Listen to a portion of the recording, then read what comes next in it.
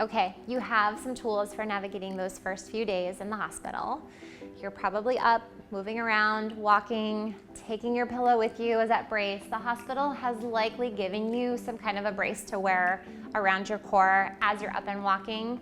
Use that. Use it to support those muscles during this very early time of healing. Once you get home, you're gonna drop in to start those rehab videos nice and slow. Remember, we're starting with the breath, we're starting with the pelvic floor, trying to get these muscles turned back on. The other thing that you're going to start doing as soon as you can is starting to touch, manipulate, and care for your scar.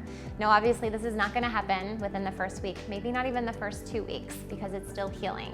But as soon as that scar is healed and you can start to touch it, that's gonna be the first thing that you do, is just learning to touch above, touch below, just applying a little bit of pressure, breathing through any discomfort, remembering to use that diaphragmatic breath.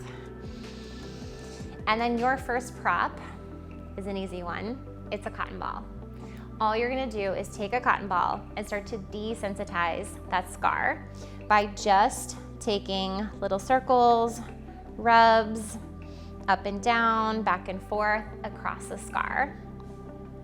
And it doesn't seem like much, but what we wanna do is regain feeling through this area because it's gonna feel a little numb for quite some time.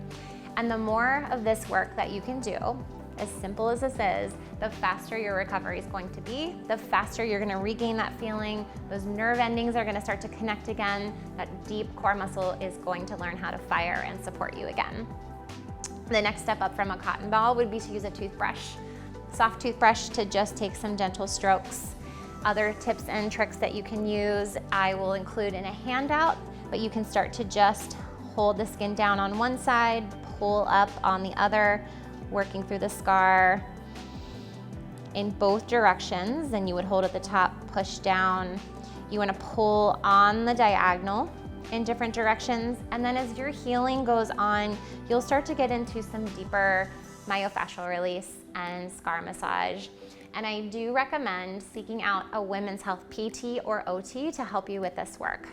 They are also gonna take a look at your pelvic floor. They can do an internal exam. They can help you with some of that myofascial release and help you get the care that you need.